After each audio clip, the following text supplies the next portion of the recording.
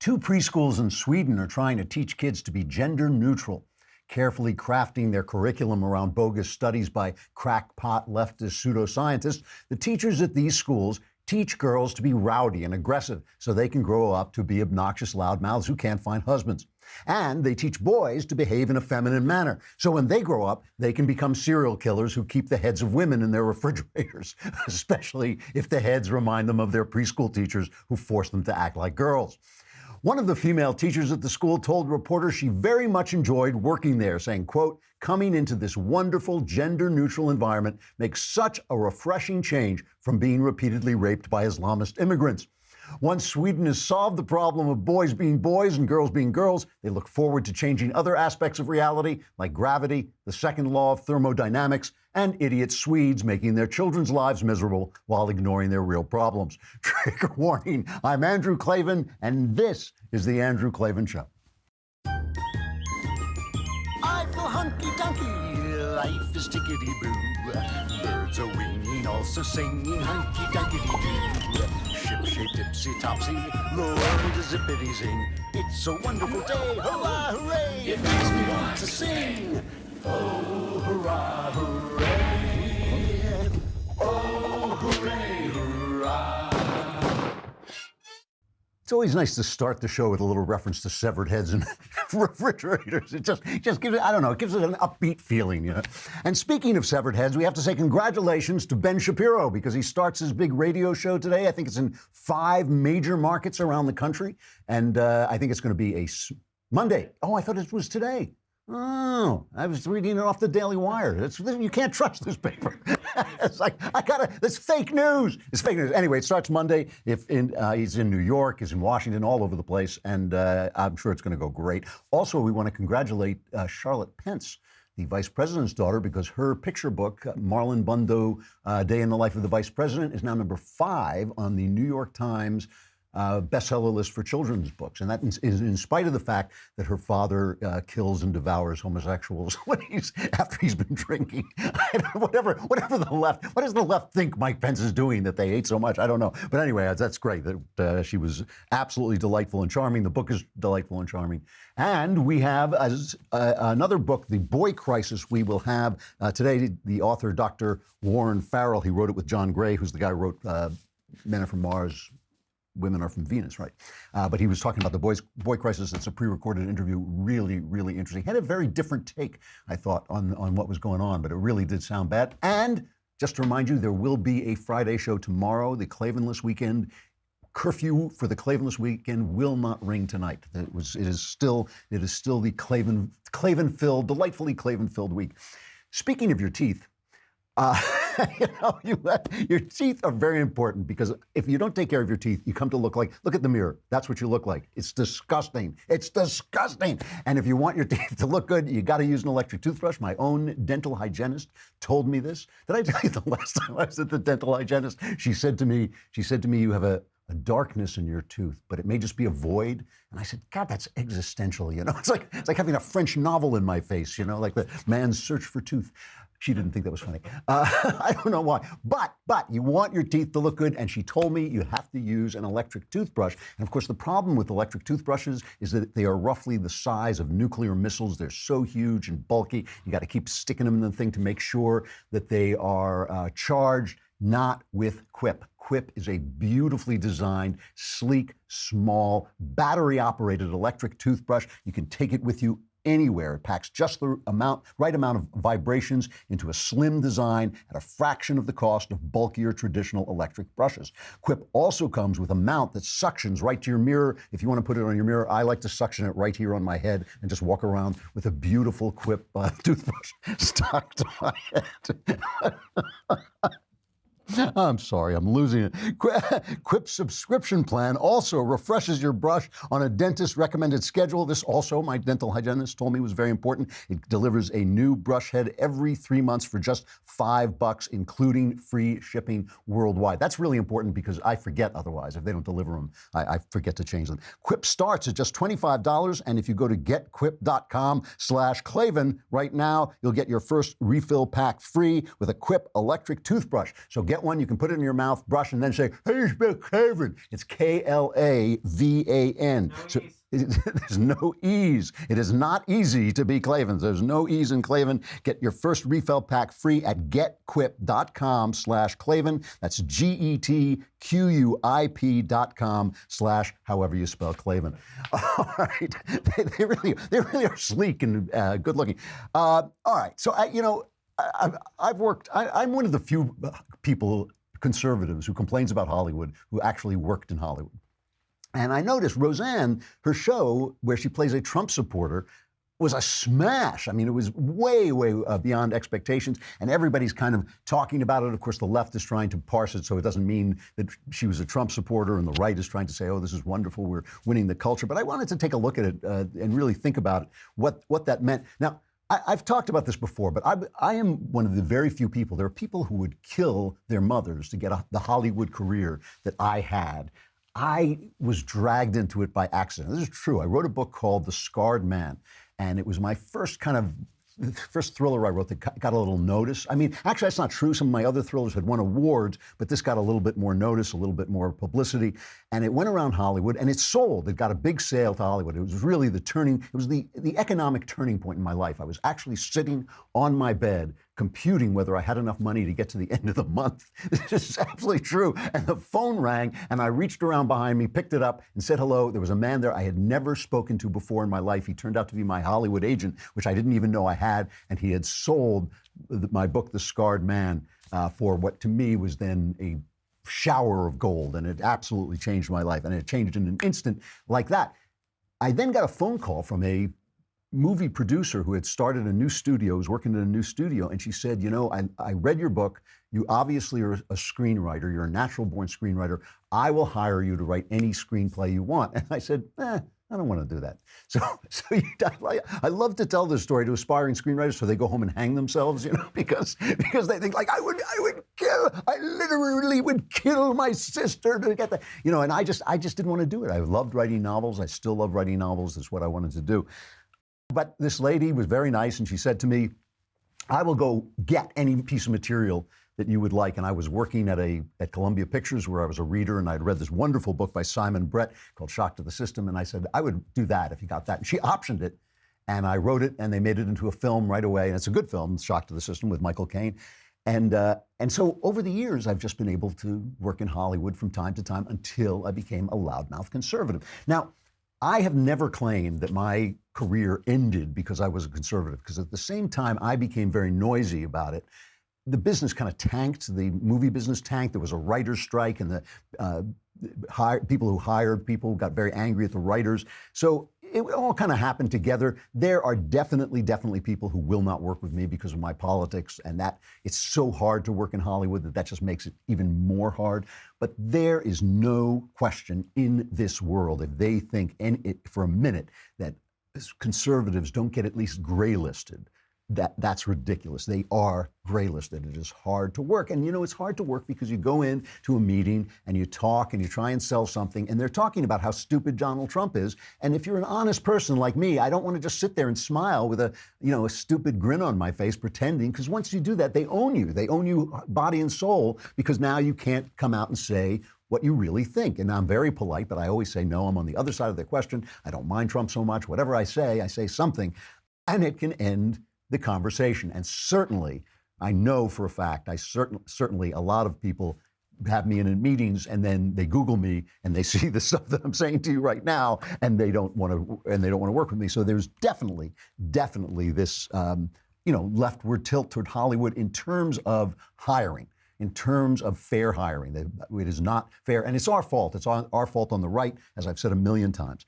So it's our fault that we don't build our own studios, that we don't make our own movies, that we don't use YouTube cleverly enough, that we don't promote things, that we're afraid to come out and say the things that we want to say, and we also don't support the artists who do it.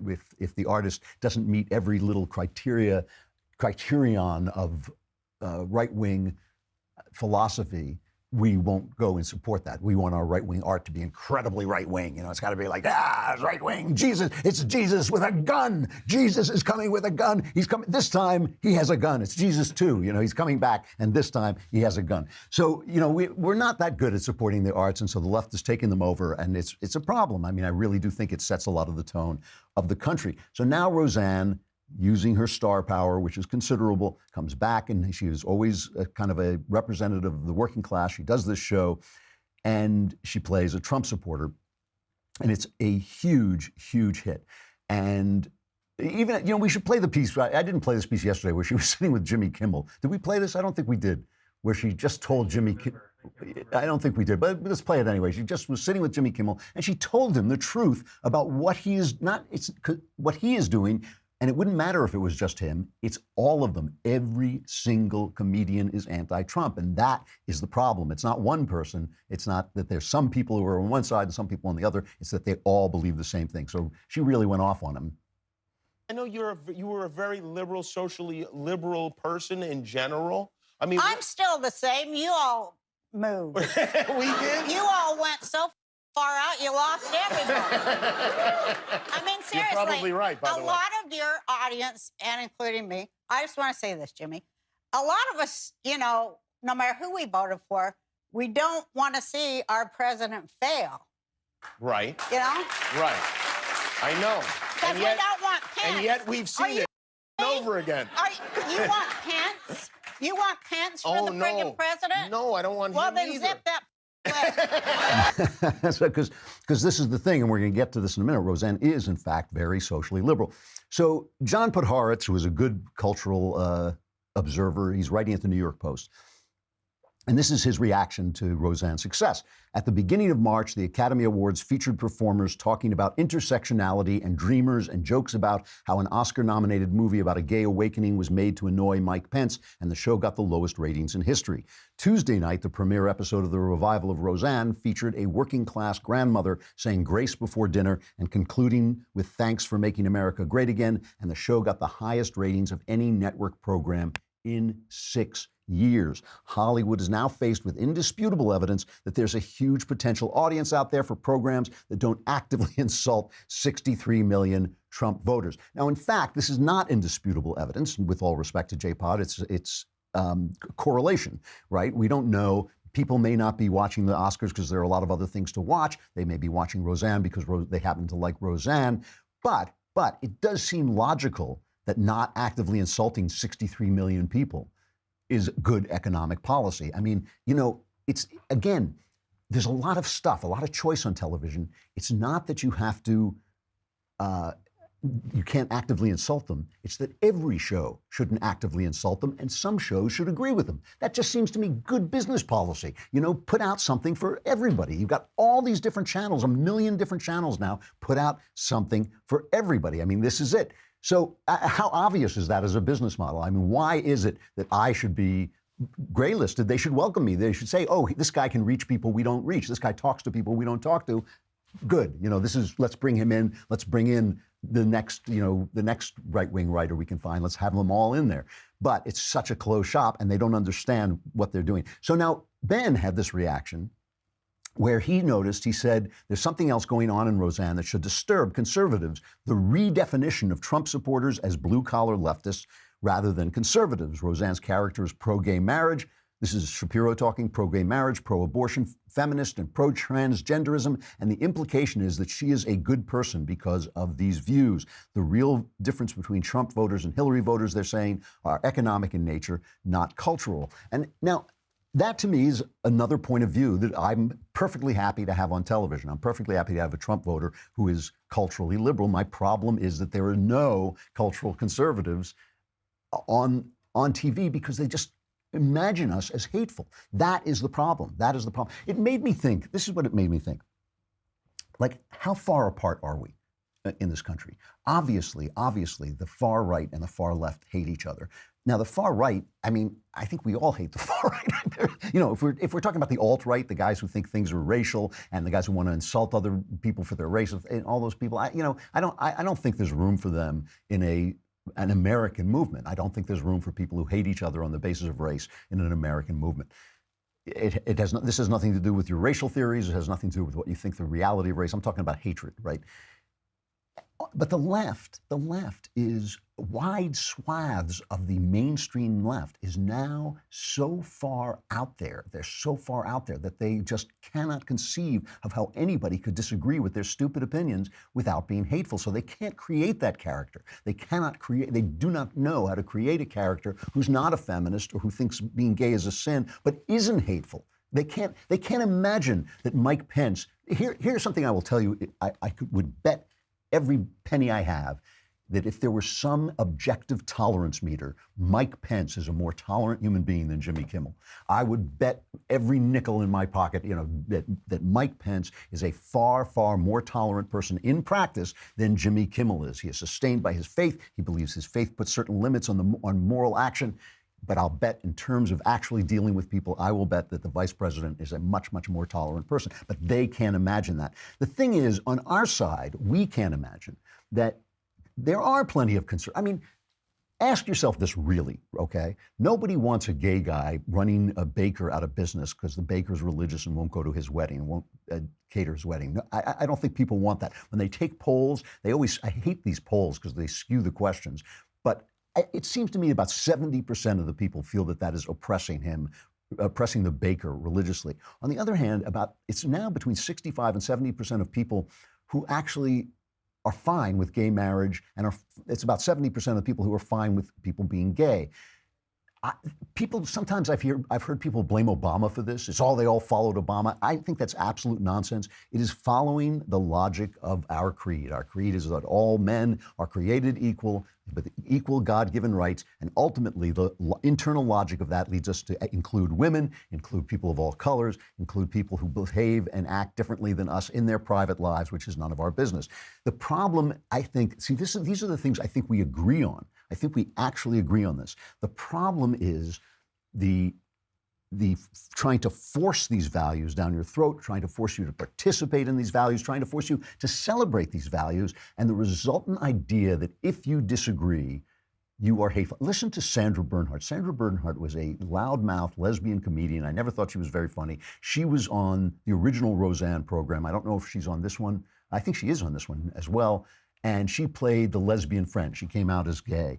And she went on TV promoting the new show, and the guy asked her, how could women vote for Trump? Listen to the incredible ignorance, what's the word I'm looking at? Insularity, the incredible insularity of this answer. It is what my friend John Nolte calls bubble dumb.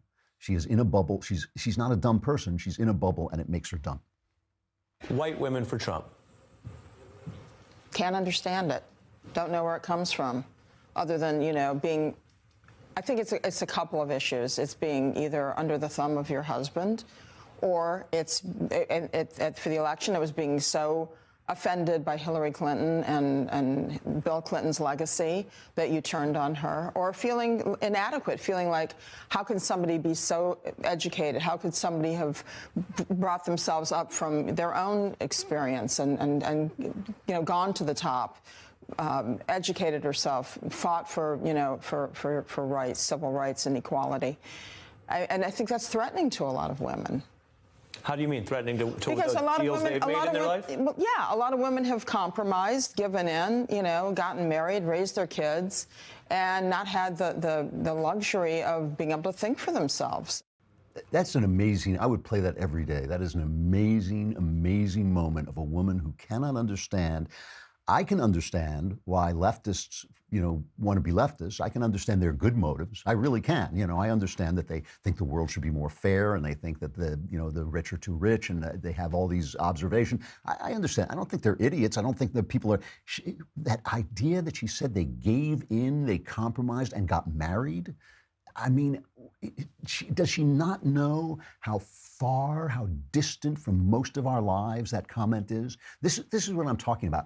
When I hear my friends who are on the left talk about Donald Trump, I always try to explain to them, and they get so angry at me. They will not listen. I was taught, the other day, I bumped into Glenn Beck, and I was asking him, because Glenn Beck thinks about these things a lot, and I said, how do you get this message across? I'm not trying to tell them how evil Obama is. I'm trying to tell them what he looked like to us. The radicalism of Barack Obama, the radicalism of his vision, the disdain he had for ordinary people, the power he thought he should have to reach into our neighborhoods, to reach into our schools and tell us who should use the bathrooms in our elementary schools. He thought he should have that power. That's how brilliant he was. That's how, when he said, I want there to be 1 million little Obamas, he wanted them in each one of our schools to have a little Obama in it telling us what to do. They did not understand. They can see, anybody can see how obstreperous Trump is, how rude Trump is, what a loud guy he is, but they can't see on their side what Sandra Bernhard sounds like to us, to the rest of us. They can't see it. And Hollywood, I know, is like this. They cannot understand why what she just said is offensive. Let me show you something. Maybe you don't remember when Obama was running for re-election. He put out this video called The Life of Julia, about how much better Julia's life, an ordinary woman's life, was going to be under Barack Obama than under Mitt Romney. And it was such a disaster that you now cannot find it on the internet. They have scrubbed it from the internet. They won't even leave it up there because it is so revelatory of their view of life. So I found a guy who had put together kind of slide shots from the original video, and we just have those. And I'm just going to, can we put those up? I will read them in case you can't see. Are they up? Okay. So here's the life of Julia, and she's now around 27 years old. We've already gotten through her birth and her childhood. It says, each one of these things starts under President Obama. For the past 4 years, Julia has worked full-time as a web designer. Thanks to Obamacare, her health insurance is required to cover birth control and preventive care, letting Julia focus on her work rather than worry about her health. Under Mitt Romney, Romney supports the Blunt Amendment, which would place Julia's health care decisions in the hands of her employer. All right, the next slide. Can we see the next one? Under President Obama, Julia decides to have a child. Well, I told her not to get under President Obama. The guy never uses protection. So under President Obama, Julia decides to have a child. I mean, think about that for a minute. Think about the vision of the world encapsulated in that sentence, right? Under President Obama, Julia decides, under the glowing, beneficent rule of a godlike President Obama, Julia decides to have a child, and throughout her pregnancy, she benefits from maternal checkups, prenatal care, and free screenings under healthcare reform. Let's see another one. Under President Obama, Julia's son Zachary starts kindergarten. It's like, thank you, President Obama. I mean, the public schools in their neighborhoods have better facilities and great teachers because our beloved leader, President. I mean, does this not sound like the most fascist garbage? Show me another. Under President Obama, Julia starts her own web business. Now, the thing I want to say about this, too, and you know who makes a great point about this is Jonah Goldberg, talks about the fact that what this is missing is human relationships, churches, associations. She has no husband. Her son gets on that school bus. He never comes back. He's gone. Once he grows up, she doesn't have a kid anymore. She doesn't need a life because she's under President Obama. Why should she need a church? Why should she need a school board? Why should she need all the associations that make our lives worthwhile when she's by golly, she is under President Obama. And this is the vision that they have. And this is the thing that is driving the right nuts. It's not that we disagree so much. It really is not. It is not that I don't believe, of all the people I know, and I know plenty of people who think homosexuality is a deep and terrible sin, most of those people, I would say almost all of those people, do not want gay people persecuted by law. They simply think they should repent in order to get into the kingdom of heaven, which is really nobody's business but God's and theirs, And in other words, if you don't want to believe that, I do not think they want to restrict your freedom of action at all. Most of these people and I've talked to them about this, most of these people feel government should get out of the marriage business. Churches can have their marriages. People can make marriage contracts. Most of us are pretty libertarian when it comes to the law. We just want to be left alone. And we want, if the wise creators in Hollywood did not spend every moment thinking of ways to make us feel like they hate us. If the wise news directors at ABC, CBS, and NBC did not spend every moment thinking about how they can make our president look bad, if the people in the academy did not spend every moment teaching our children that boys are girls and girls are boys and socialism, if you love the taste of cats, socialism is one of the great ideas that has ever been had. If they would just stop trying to force all of us to live under President Obama or under some other, beneficent leadership. I think we agree on so many things. We could just leave each other alone. People want to be in their communities. They want to have their values. They want to have their lives.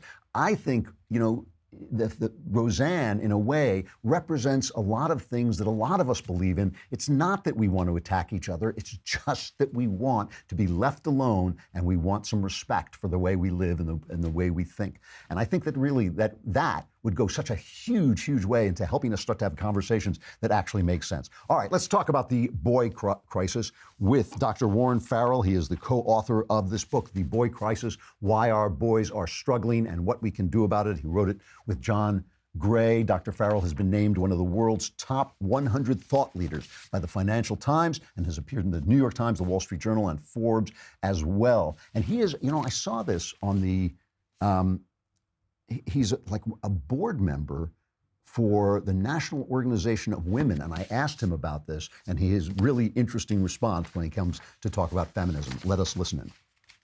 Dr. Farrell, thank you very much for coming on. The book is The Boy Crisis, Why Our Boys Are Struggling and What We Can Do About It. Very powerful stuff. Why don't you begin? I mean, this is something that is just now kind of bubbling to the surface. People haven't really been talking about it up till now, but what is the boy crisis? Basically, I started the research on this about 11 years ago when I began to sort of notice that in all 63 developed nations, boys were falling significantly behind girls, both academically in every subject, but especially in reading and writing, which are the two biggest predictors of success. And I saw that they were falling behind socially. Their emotional intelligence wasn't as great. Their physical health was deteriorating. Their IQs were going down. Their sperm counts were getting lower. Their emotional, their social skills were not as good, and they were more likely to be depressed, not have friends, be withdrawing into video game addiction, not just video games, which are fine, but the addiction is not. And then they were getting more engrossed in video porn and porn in general. And so, and from this, and most importantly, I started asking, what's the causes of this? And I noticed that developed nations have in common that they have more permission for divorce, and they also give more permission for women being able to have children without being married. So in the United States, for example, 53% of women who are under 30 who have children have them without being married. And so I started looking at these two populations of women who have children without being married and women and divorced families. And I found that some of the people who were divorced and some of the women who had children without being married were doing fine. But that was a relatively small percentage who had a lot of father involvement. And then a significant percentage that did not have a lot of father involvement were doing very poorly. They were having children that were having problems on more than 70 different metrics that I was able to detect. And so while I was ultimately able to identify 10 different causes of the boy crisis, the single most important of those 10 causes was minimal or no father involvement, or what I ended up calling dad-deprived boys. And this is across the developed world. Across the developed world, we don't have perfect data beyond the academic data on all developed nations, but it is showing up in every nation we've been able to study. The PISA, the United Nations Studies of Academic Competence, finds it in all developed nations, and then beyond the academic measures, we have just from all over the world, but not every single country. We have different measures of emotional intelligence, depression, suicidal behavior, discipline problems, and so on. And the patterns are amazingly similar. This huge breakdown between boys, the boys that I ended up calling dad-enriched boys, they're actually doing probably by most measures better than our fathers were and better than boys used to do. They're really doing, because in the old days, boys had what used to be called a sense of purpose, in being able to know that if you're a boy and you live up to everything you're supposed to do as a boy, you'll prepare yourself in a sense to be disposable as a warrior, or disposable by working so hard at the workplace that you did whatever you needed to do to support your family. And disposability isn't a great sense of purpose, but what was behind that sense of purpose is you were applauded and rewarded for being a hero. Your parents looked up to you. Your father was proud of you. Girls were attracted to you. Guys respected you. And so even though you might die at the age of 18 in the military fighting against the Nazis occupying the United States, you nevertheless were a hero. And heroic intelligence, while it was the opposite of health intelligence. Heroic intelligence is socialization for a short life. Health intelligence is socialization for a long life. And even though it was socialization for a short life, it ended up being a sense of purpose for boys. And the problem is today, we're taking the toxicity from the things that boys learn to be heroes, and we're calling it toxic masculinity, as opposed to recognizing that it is the residue of heroic masculinity, when a boy has to disconnect from his feelings in order to say to himself, when the going gets tough, the tough get going. If I die in the process, no problem. If I save somebody, that's the big issue. But not connecting with one's feelings is part of a series of things that we learned as boys and men that was not healthy for us, and therefore is toxic.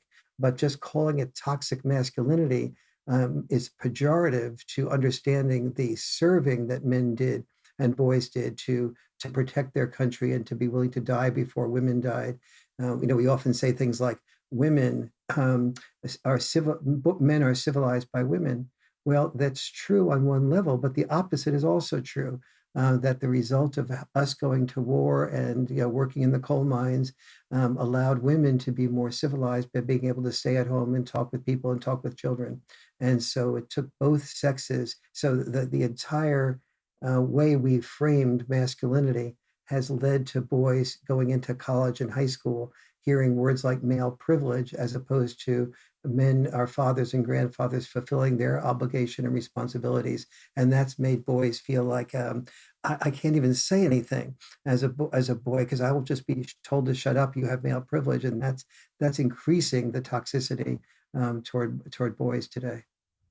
What's the connection? I mean, part of this just sounds like a dad crisis, which I think is really true and is spreading certainly throughout the lower classes. It's really interesting that the divorce rate among upper class people is actually quite low and marriage is quite high. But among the lower classes where they need it most, the dads are missing. What's the connection between that and the loss of heroic intelligence, which seems more, unless I'm misreading this, it seems more of a societal problem that society itself is rejecting the sacrificial nature of heroism and of boys?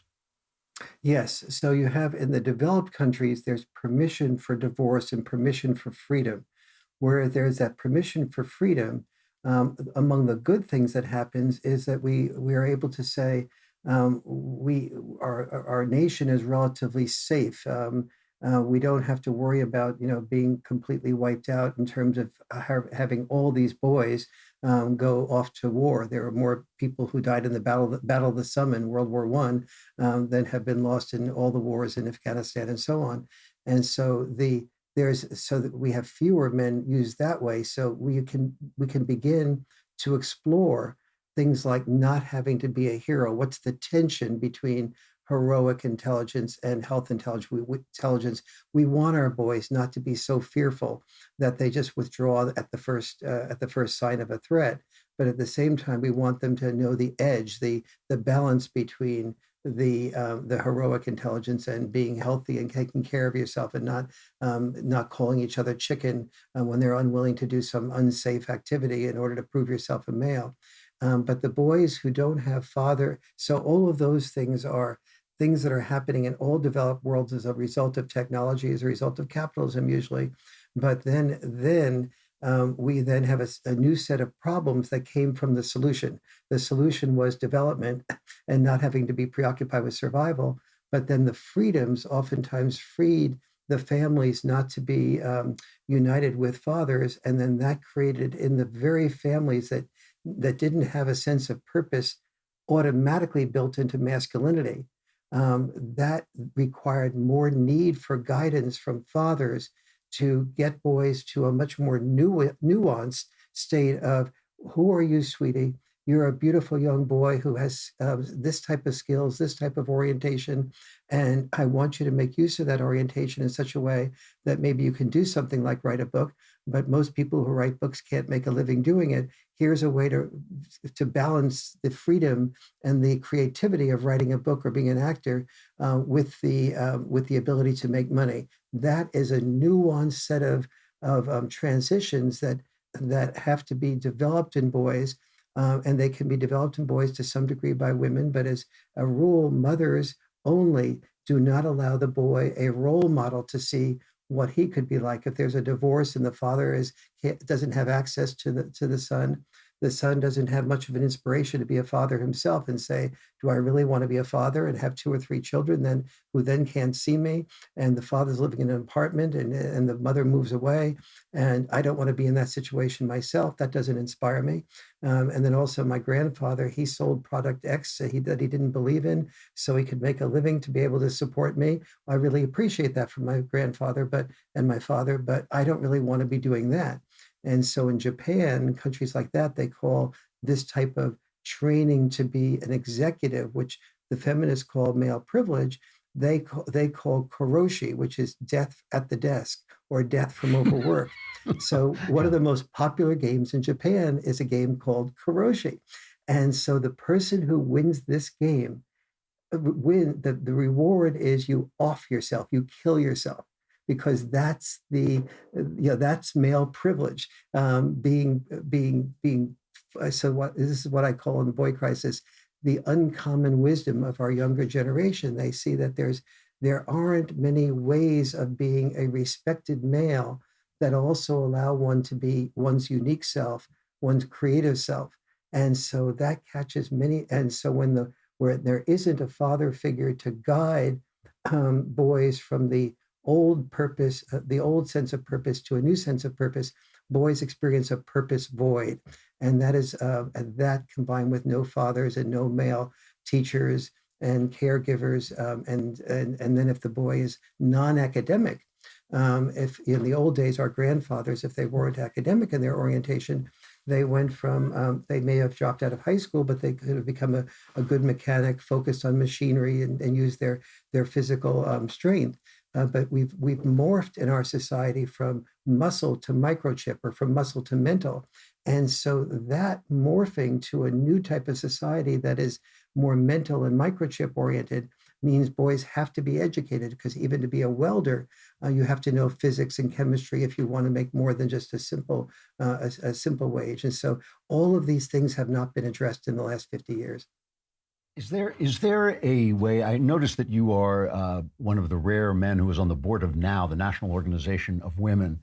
It feels very much to some of us that what used to be the fight for women's just ordinary rights, human rights for women, has become an anti-male movement. It feels like feminism has become a very aggressive, attacking movement, telling boys, like you said, that they have privilege, telling boys that they're toxic, telling men that they're rapists, all men are rapists, that kind of thing.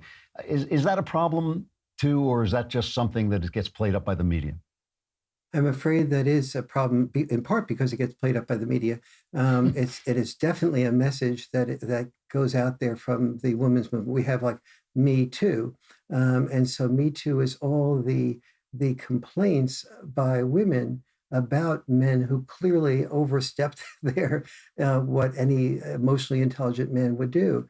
But at the same time, you don't have a hashtag my role model, meaning my role model was a male mentor who mentored me through, to be the CEO or to be the assistant CEO. We don't have, women saying a great man, hashtag great man, who was a husband or a father who helped to be supportive.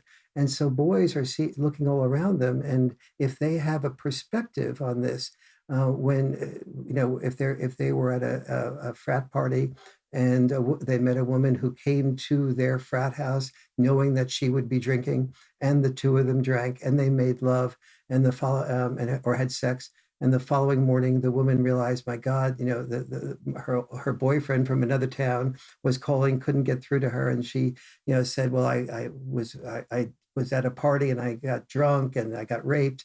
And then the boy goes from blaming her to, oh my God, I'm so sorry. What can we do? And the guy goes, well, wait a minute. You said this was perfectly consensual. You were high, but but he's not allowed. If he's in college, he can't even have due process. And so you only because the college could lose as much as $800 million a year in federal monies, which is what Stanford University gets from federal monies. And if they start looking like they're a school that discriminates against women and isn't sensitive to a woman's complaint, they are in extreme jeopardy. And so yeah, that has been a real problem. I'm running out of time. I do want to ask you this last question. What do you see going forward as some of the solutions on offer? I mean, we can't lose generations of boys. They are so important. I really feel sometimes the way boys go, that there goes the society. What do you think we should be looking at? Well, first, to get fathers much more involved. Second, to make sure we understand exactly what fathers contribute to the parenting checks and balances, to understand what the tendency of fathers to do, emphasize boundary enforcement, to help with postponed gratification, the value of roughhousing and being able to distinguish between being assertive and aggressive. And so that father involvement and not just the male figure, but the biological father has a huge positive impact. Number two, having males go into schools that have male caregivers, male teachers, male preschool teachers. That's very important. If there's no possibility of getting males involved or fathers involved, making sure that the Cub Scouts and the Boy Scouts and other, if you're a faith-based person, that you get your boy involved in a faith-based community that has boys and young men's groups with a good, responsible male mentor to facilitate those groups so that boys can express feelings and see that that's something that boys can do. To make sure couples communication, that the ability to communicate and hear each other begins in first and second grade, so that boys learn that it is part of what in Denmark, all classes get together and they learn how to hear each other and listen to each other. And so that helps boys not have to withdraw into depression and feeling rejected and then that type of thing. I'm going to have to stop you there. Very, very interesting. The boy crisis, why our boys are struggling and what we can do about it. Thank you very much, Dr. Farrell. Really interesting. This thing with fathers is huge, and missing fathers, it is just huge and shattering for boys. And I wish people would talk about it a lot more than they do. Speaking of fathers, it is Holy Week, and I've been talking about this all week. And today is Maundy Thursday, and always people say Maundy. Maundy is from a Latin word meaning commandment. This is the day we celebrate the Last Supper, or remember the Last Supper when Jesus gave the commandment. A new commandment, which is that we love one another as He had loved us.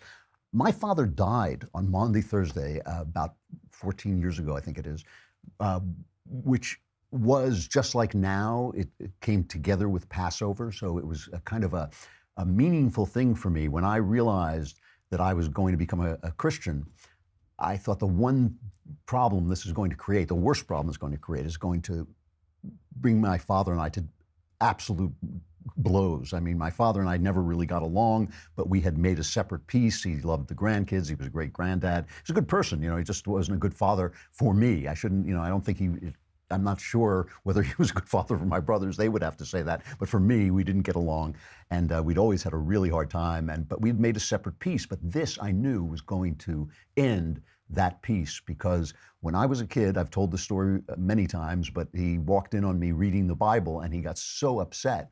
I was reading the Gospels, And he got so upset. I was reading them for literary purposes. I had absolutely no faith whatsoever. I didn't think it was a true story. I was just going through it because I realized how important it was to Western literature, and I wanted to be a writer. I was about 15, I guess, 14, 15, and he walked in on me, and which always cracks me up because he could have walked in on me not just reading porn, he could have walked in on me living porn at that point. And he was furious, and he said to me, if you ever convert, I will disown you.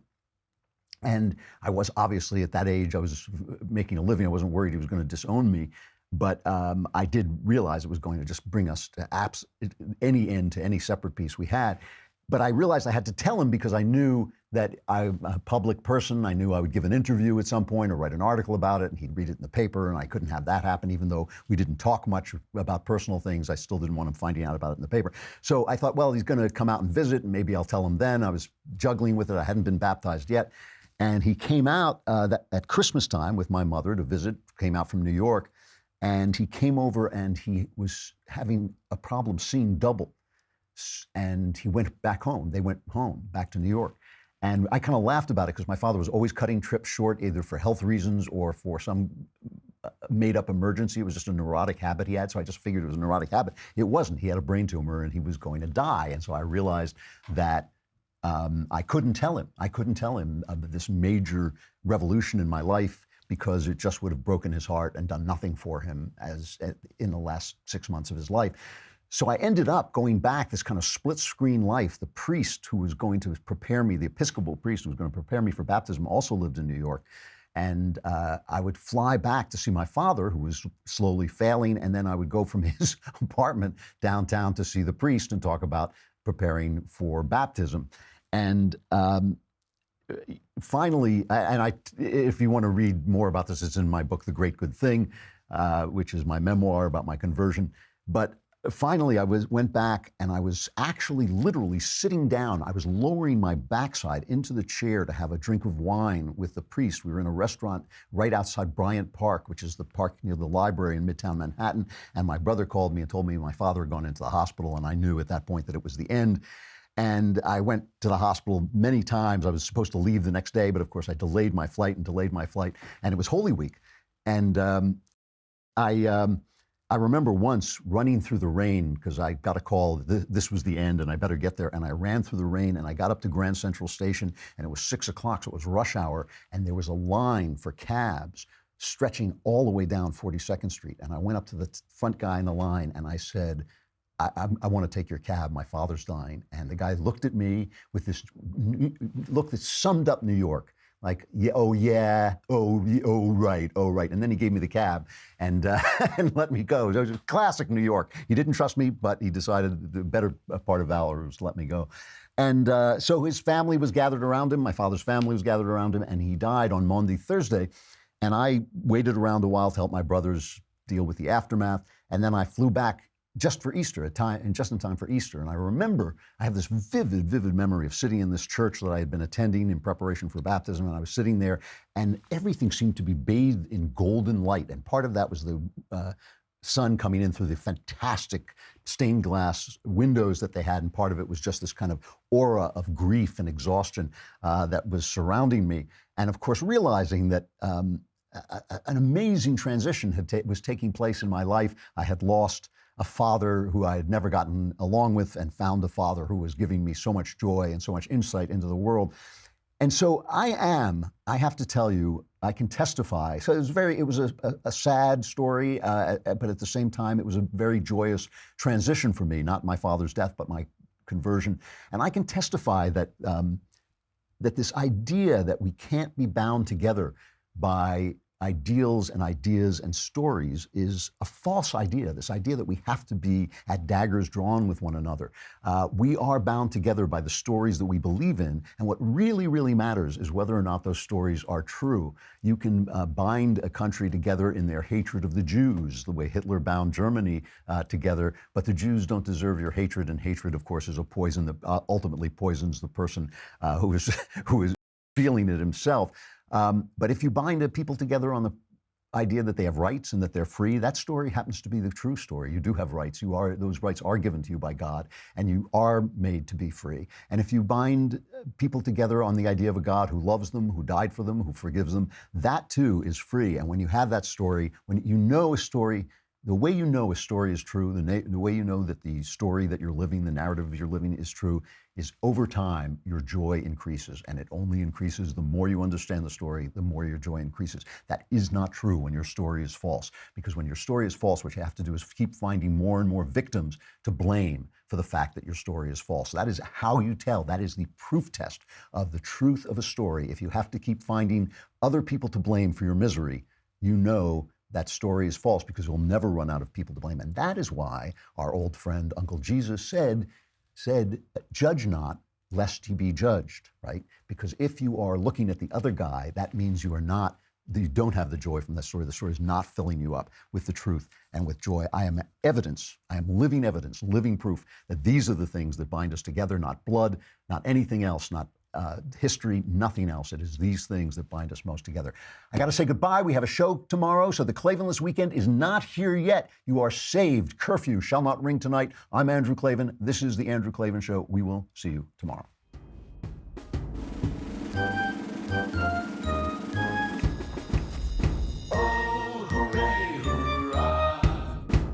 The Andrew Klavan Show is produced by Robert Sterling. Executive producer, Jeremy Boring. Senior producer, Jonathan Hay. Our supervising producer is Mathis Glover. Technical producer, Austin Stevens. Edited by Alex Zingaro. Audio is mixed by Mike Cormina. Hair and makeup is by Jesua Alvera. And our animations are by Cynthia Angulo and Jacob Jackson. The Andrew Klavan Show is a Daily Wire Forward Publishing production. Copyright Forward Publishing 2018.